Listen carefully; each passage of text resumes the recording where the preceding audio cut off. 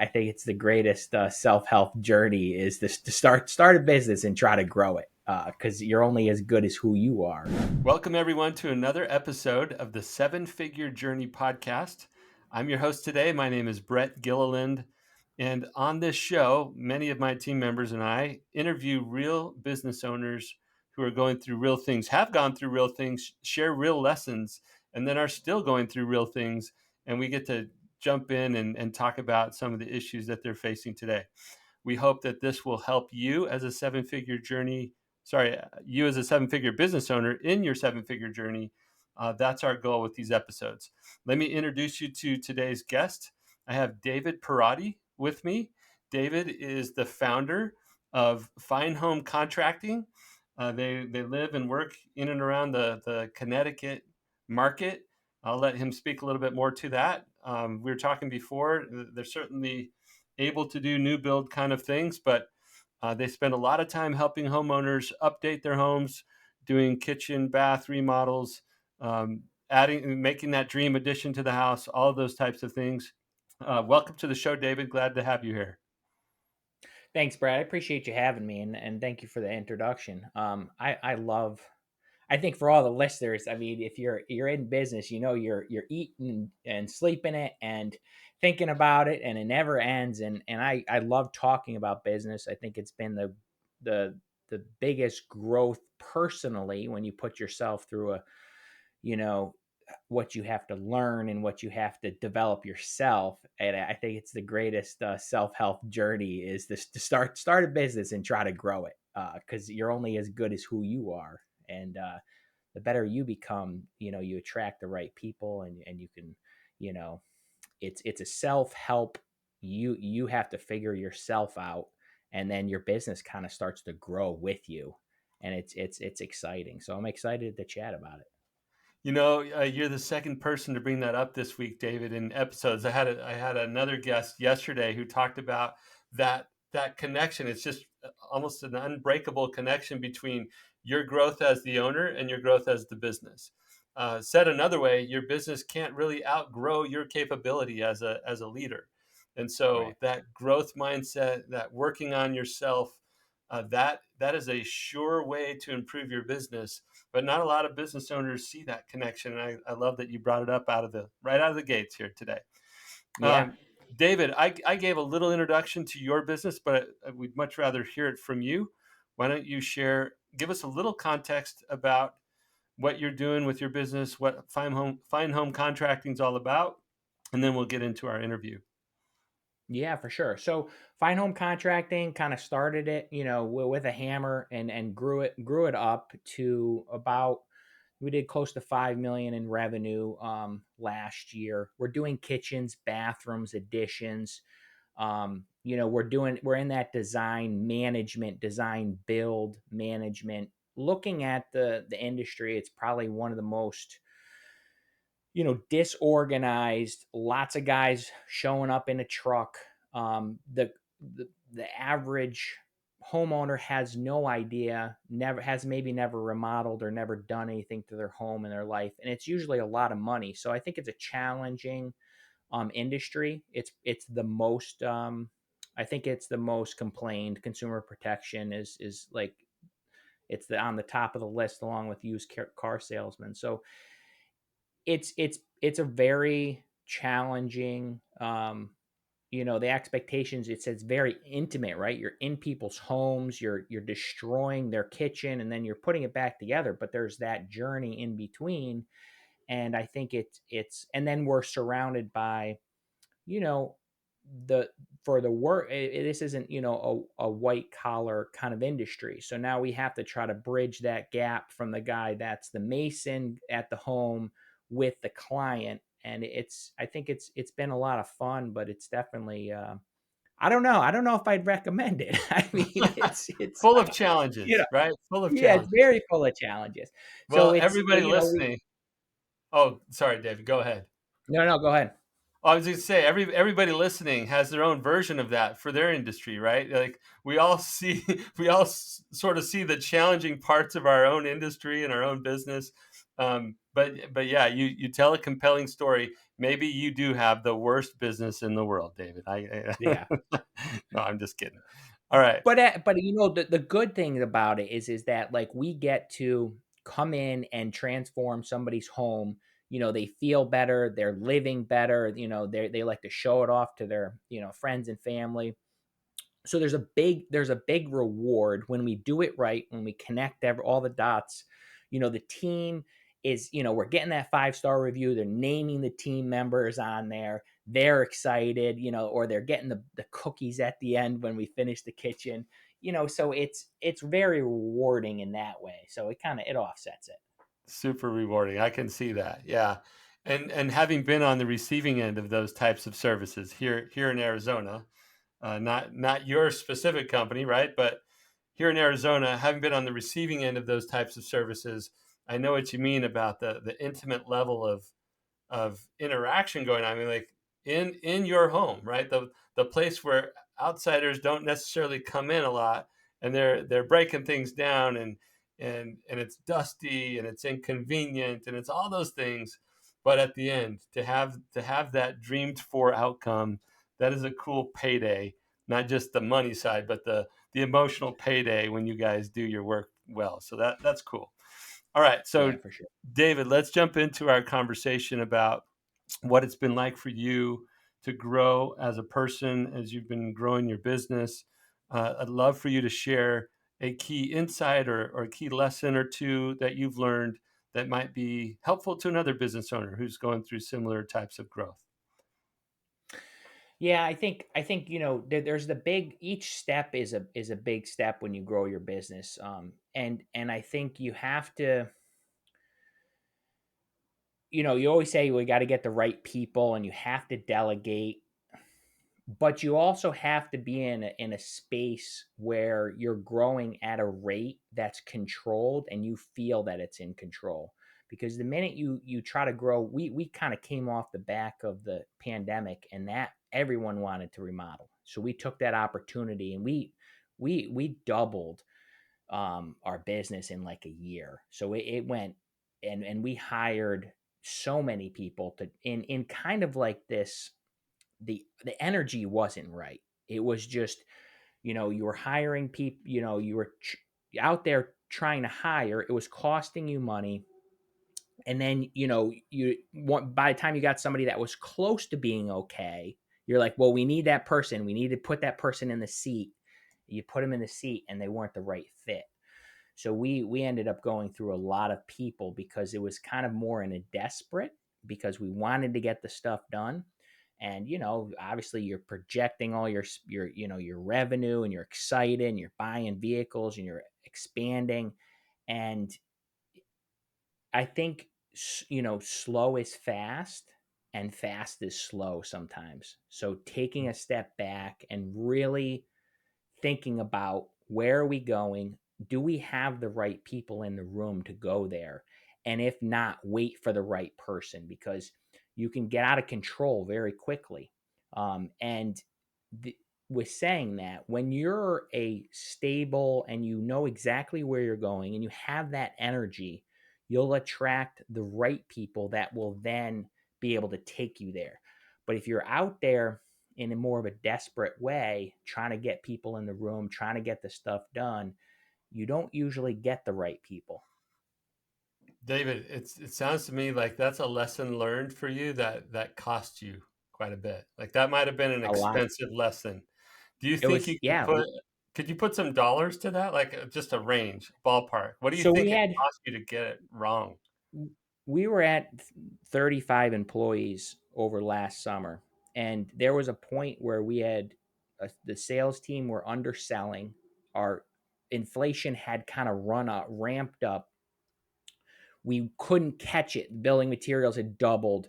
We're in the middle of these projects. You can't go back to Mrs. Smith and say, "Hey, you know, the kitchen's another 15 or 20,000. They've saved up their pennies." So we were losing about 100,000 a month with the wrong, with, because you know, you were losing a couple percentage points off of each area. So the crews out there weren't as efficient as they should have been. Were they good? Were they working? Good. Yeah, absolutely. But they were going Home Depot 2 or 3 times. The sales department even had just started where, they were underselling it so that they could get their commission quicker. So, a couple percentage points below that, the team isn't producing, you're spending a little bit too much money in marketing. And, when you have a profit margin of 10% that you're trying to eke out, and you're losing 2%, 3% here in each department, all of a sudden you're negative 15, 20%, and you only have 10% to work with. So we were losing 100,000 a month in just, it was costing more than we were bringing in just to run the company. And you had to make really hard decisions. And it was, you know, I, uh, I grew a lot as a person and was able to, really figure out who I was, and also not take things as you can't take things personally. You have to be able to detach. I mean, I think people as business owners, you want to grow a community, you want to grow your fam, especially smaller companies. You want to grow that family. You want to be that person that's giving jobs to and a great place to work at. And you can't unfortunately you have to think in the way of, you have to be kind and you have to be a good person, but you also have to fire somebody that doesn't do the right thing and is not making you money, because if they're not making you money, they're going to take the team down and now the company's at risk. So Uh, unfortunately, you have to, yeah, you got to run on both sides of the fence almost on that way. You got to be human for sure, but you got to cut your losses sometimes. Well, yeah, 100,000 a month. Yeah, there's several people listening who feel that very like viscerally, like almost in their own gut, right? They're like, ah, because they've either been there or close to it, Right. right? Or they just they relate. So anyway, on behalf of all of our nameless and voiceless listeners right now, I just say we hear you, brother. We get it. Like Yeah, that's I those are hard appreciate lessons, that. but they're valuable lessons, and now nobody can Yeah, take those lessons from you, and they're part of you now, and the yeah, business is better off because of it. So we don't regret that stuff necessarily. We wish we hadn't been setting fire to a bunch of Benjamin Franklins. Nobody likes to burn money, but right. now you're in a healthy place. You know what to watch for. You know what decisions you have to make, and yeah, not all revenue is good revenue, and it Yeah. sounds like that was a tricky time. Okay, it sounds like you're going to say something else about that. No, I was saying, revenue is very tricky. You can't run revenue or even employees with your ego, right? So you don't grow it to say, hey, I got a $10 million business, I got a $20 million business, and it's, I've got 40 trucks out there. What's the profit? What are you taking home at the end of the day? What's that bottom line? Are you, because where we're at right now is I'm at a half the staff and I'm making twice as much and I'm still doing just as much of revenue. And that's because, it's really thoughtful, getting the right people in the room, retooling the company. And I'd much rather say, hey, I'm making way more money with and my top line's half. Like, don't run it off of ego. Yeah, yeah, great point. And actually, not to try to, I mean, I'm not trying to tie those 2 points together that you made, but it might be precisely because you burned $100,000 a month last year that you Right. learned how to make it what it is now, right? It's like Right. now you benefit from that experience. You say, no, it's going to be profitable to this extent. I'm not gonna get over my skis too far where I'm trying to build it all up so fast. Yeah, great points. Don't let ego be the driver on your revenue growth, or how big a team you have. Let the business dictate. Let the market and your business's ability to capture what's available in the market and deliver consistently. Let that dictate at a profitable level what your your Right. your growth rate looks like. So, really good stuff. Okay, David, let's go ahead and shift gears. I feel like we could stop the episode and you would have fed our audience really well. Thank you. Now Yeah, let's thank go ahead you. and shift gears though and say, hey, not everything's perfect today. You've learned some great lessons. There's more lessons to be learned. Is there an area in your business or in your own journey that I can provide some value to today that might help another business owner as well? Yeah, so more recently, we've kind of realized that you're doing the same amount of work for if you're doing a lower ticket item versus a higher ticket item. Mm, So when you have to think about your team. Are you able to, are you taking, are the jobs good? Are the clients nice? Are they enjoying it? Are we trying to force something? So we more recently said, okay, we have to put a baseline of who we service, what their ticket, their dollar cost is. And so the demographic has just changed drastically, and I think that's been a challenge, to sitting down with the marketing team and sitting down with everybody and saying, okay, we're going to go service a much higher client, because that's where we're going to be able to survive much better, especially if we go into a recession. It's survivable in that market.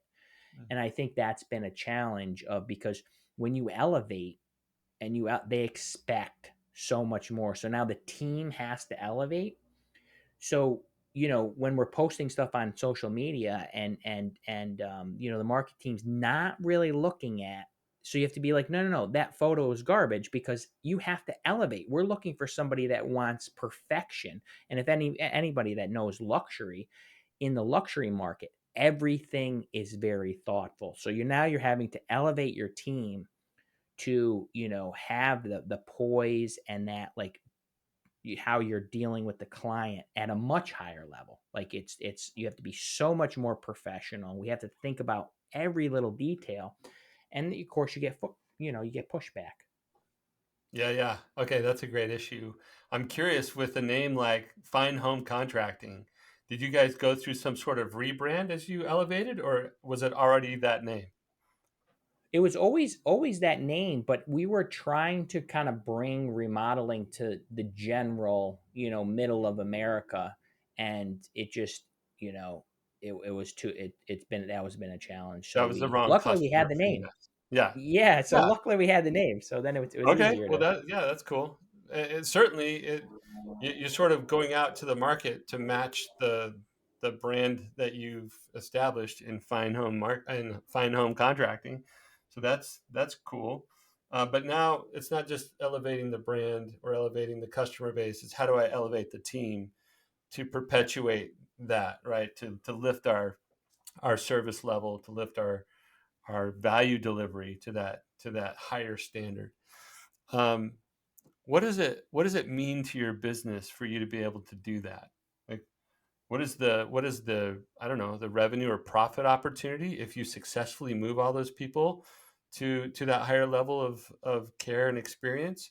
And or on the other side, what's at risk if you try to brand yourself that way, but the experience doesn't match it if you're not able to get the people there? Well, I think it's more of, we have to, what we've seen is that, no, but your turnover rate, you have to create, our turnover rate for employees, it's too tough. Like, Mm, when you're working for a client that wants to do a full remodel, but only has 80% of what it really costs, there is a constant fight. So worse, they're trying to get every dollar out of us, and what ends up happening, the team gets really sucked down, and then management also is having to continually put out fires. You're getting bad reviews because they wanted X and we could only provide Y because of the cost. And we're a general contractor, so a lot of our we are subcontracting out. So if we're coming in at a lower price point, we have to then hire at a lower rate mm. of lower subcontractor. That lower is, the workmanship is bad. They can't show up on time.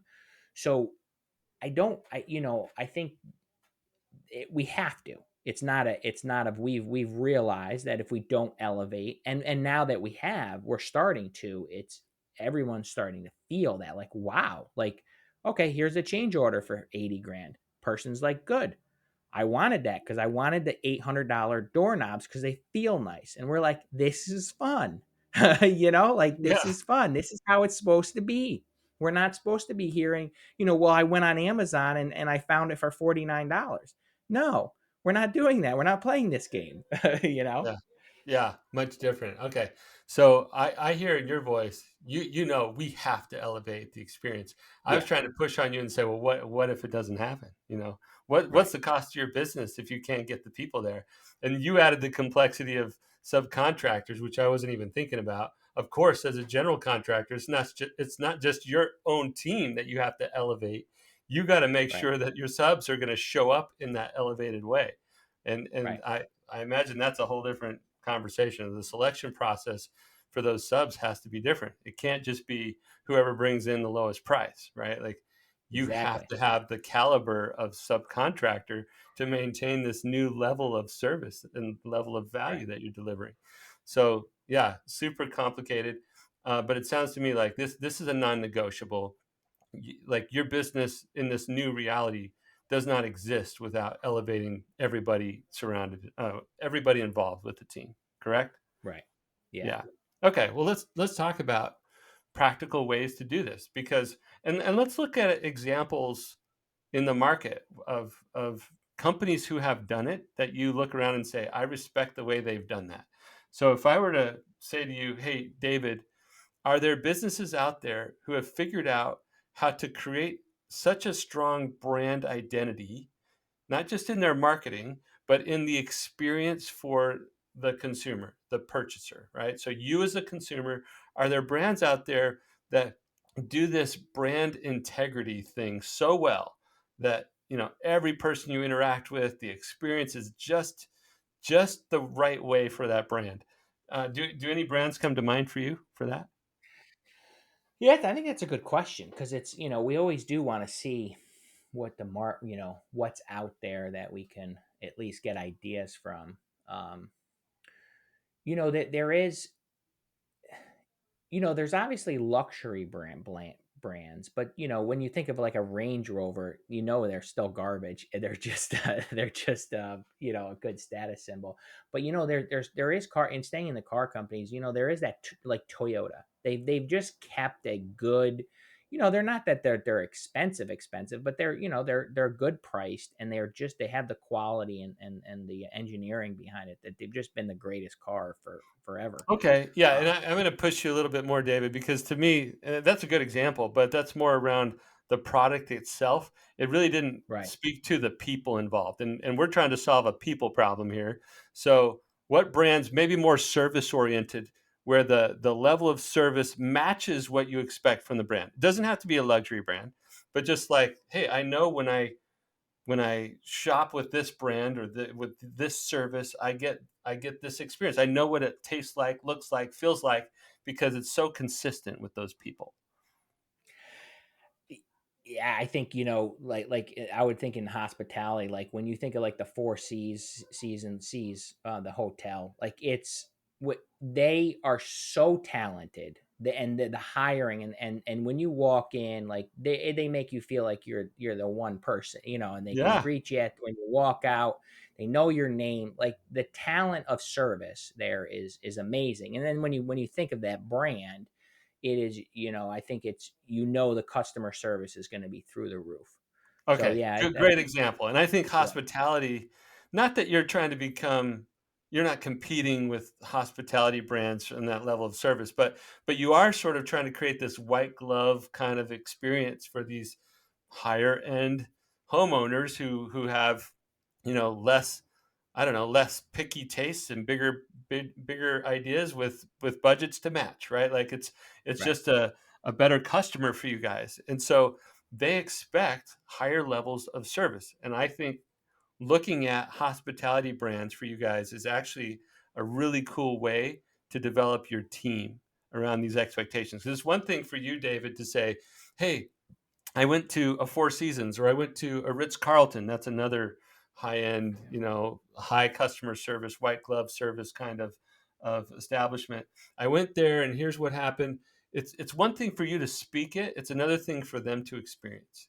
And so Mm, I encourage you to get creative in your either your team meetings or maybe there's an outing or I don't know, an annual planning or quarterly planning session where you go experience something like that. Now, that would be an investment, right? Especially if you put them up at one of those places for a night or Right. something. It would be an investment, but but just think about ways that you as a leader can create visceral experiences, like things that they can feel, touch, experience themselves. And then when you talk about, hey, we're trying to create, I don't know, a clean job site. And I think about general contractors and some of the knocks, like they're not on time. It doesn't always come in the way that they said it would or within the budget they said it would. Sometimes the job site's kind of dirty. They're a little careless around that. Maybe I don't like the way they dress, or maybe they're a little crass in their speech or whatever, right? Like if I'm a homeowner and I'm putting out all the things that I might care about, maybe there are brands out there who are exceptional at one or more of those things, and you start to study those brands. You go experience those brands. You start to elevate what's possible in your team members' mind because they see it happening. They no longer think about, oh, that's another brand, that's another industry. They think about, oh, I was the recipient of that experience and it was great. And I want to create a Mm, similar type of experience. So, Disneyland or Disney World for keeping the grounds clean. That's one we all know, right? Yeah, they're yeah. great at entertaining, they're great at customer experience, but keeping the place clean and picked up. What if that was the new standard for how your job sites were, right? Maybe that's not practical, but I'm just trying to give ideas. So studying other brands is a really underutilized, just accessible thing that you can do. And it doesn't have to cost money. One time, a business owner and I went and met with a CEO of a company called Zappos, and it's an online shoe retailer. Years ago, they grew really fast. They had this great culture, and we were trying to grow really fast and maintain a great culture where we were at. And so we went and studied what they were doing. And so studying brands or studying businesses that have accomplished something you're trying to do is a very practical thing that you can arrange. You can say, okay, for your lunch today, go to Chick-fil-A and experience that versus going to McDonald's. And I don't mean to bag on McDonald's, right? But like pick some other fast food place that doesn't have the same levels of cleanliness or friendliness or whatever as Chick-fil-A, and just have them compare and contrast and have a little conversation about that. And ask them to notice, what did you notice in what the team members said? What was their language? How did they smile or not smile at you? How did they look at you? Did they keep eye contact? um, you know just have them study behaviorally what those people are doing and contrast it with other brands who don't elevate that level of importance around that, and just see what they pick up, and then ask them for ideas to improve how we're doing it in our company. um, and you could even do that with your subs. You could take them to lunch one day. One day we're going to Mm. lunch here one day. Look around. What do you notice about the place? What do you notice about the people? What do you hear them say? What do you notice about how they interact with each other behind the counter? And then go study the other one, right? So just get really practical and creative about how do we see and feel and experience what it looks like to be on the receiving end of a company that has put intentional thought into how we behave, how we speak, the level of service that we give. So that's one idea. Um, I would also turn your people loose on this. Like people love to get they love to own things, right? So let's Mm. say you ask one of your other team members to come up with a better idea than the one that I just shared with you. If we want to elevate this, you can share a vision, you can share videos in your meeting, you can do all sorts of things to give them a taste. But then if you turn them loose on solving the problem, on creating the ideas, on suggesting the experiences we should have together to go see what it's like to elevate that total experience. I bet you would get cool ideas and they would get excited about it, and that would have them thinking even more about how can we elevate the way that our clients experience fine home contracting or contractors. Man, I'm messing that up. I'm sorry. Now contracting, you got it. No, I Yeah. think that's a really good point, because when you think about the team, is the entire team really, even though they are in part of the client experience, do they even are they aware of what the client is expecting? So my point is, there's a couple of guys in the office that are doing stuff that don't get out to the job sites. They're not in these homes. They don't even understand what our client how that client lives and their expectations. So kind of getting out there. They don't even know what they want, like what the client wants, and understanding that. So I think that's a really good point. Get out and say, okay, this is the environment that we are serving, and this is the expectations. Yeah, I think that's good. Well, David, just like you've become a student, or a, I don't know, you said you focus on your own self, your own growth. It's almost like entrepreneurship is a university for my personal growth. I think you want Yeah, to turn everybody's role into that. Like, how can I make this work environment, this team, this culture that we're trying to create, how can I make this a place where everybody's trying to become the best version of themselves? And that's yeah, your opportunity as a leader to not only set a vision that that's possible, but then to inspire that, and to lead by example around that, but then invite people along to improve and grow in their own roles. So getting them involved, helping them see what it's like out with the clients, all that's super helpful. I would say there's one other thought that had come to me, and I probably lost it here, but um, oh yeah. So for client experience, there was this funny video years ago that I dug up. It was called "Give 'Em the Pickle," and it was this guy who had this ice cream parlor out here in the West Coast. His name was Bob Farrell, and Farrell's ice cream parlor was this really cool experience. And he created this environment where his whole team learned to give him the pickle. And there's a story behind it. But there was a customer who came in every like clockwork, right? This was a regular, and they ordered the same thing every time, and every time they order an extra pickle, and every time they get an extra pickle. Well, one day they came in and the server said, "Oh, yeah, you want that pickle? That'll be an additional 25 cents." Right? This was years ago. So mm, it actually only cost 25 cents to get an extra pickle. And the customer's like, "What?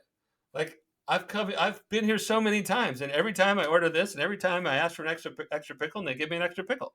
And so the server's getting kind of stuck here, feeling like, "Well, no, an extra pickle is 25 cents." Anyway, Bob Farrell, as the owner of the company, is like, "You got to be kidding me. Here's a loyal repeat customer here all the time, orders the same thing every time, gets the same thing every time, and now we're changing it on him." He's like, "Give him the pickle." Like, yeah, and it's this whole shtick. But he has this video about great customer service, and it's called "Give him the pickle." It's an old one. Your team would laugh at it if you saw it. Just mm, it's clearly from decades before now. So, but I got that video to do internal training with our team. This 15 years ago now, and it was old then. And they thought it was kind of funny, but they got the point. They got the point that mm, the customer experience is what matters. There, we need to be proactively aware of what they're after and do everything we can to give them the pickle. They're the ones that are paying for our paychecks. Remind them of all those lessons.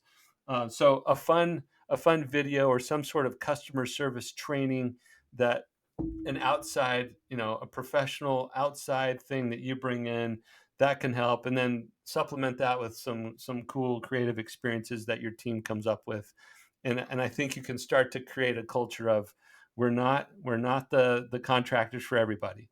We are the premier right, contractors for this kind of customer, and this kind of customer expects a higher level of care, a higher level of setting and making and keeping commitments, a higher level of cleanliness, a higher level of professionalism when we communicate with them. Like, all of that's at a higher level, and we're just going to keep working collectively to raise our our brand, our culture, and our brand, so they're completely in integrity with one another. So, David, this was a fascinating and fun conversation. Thank you for raising that issue. I hope it's been helpful in some way. If people want to learn more about fine home contracting or connect with you online, how would they do that? yeah. Thanks, Brett, and I think that's great advice. So, and I appreciate that. Anywhere on social media, David Perrotti, or on LinkedIn, we are across everything. Fine home contracting. If you Google it, get on our website. We have a podcast also.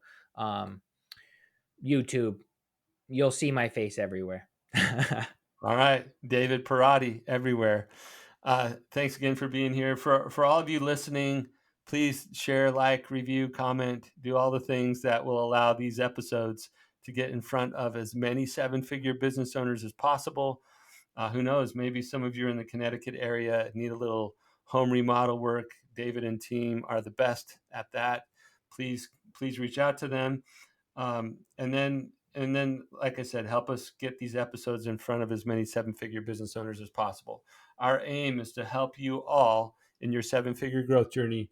Be with us next time on another episode of the Seven Figure Journey podcast.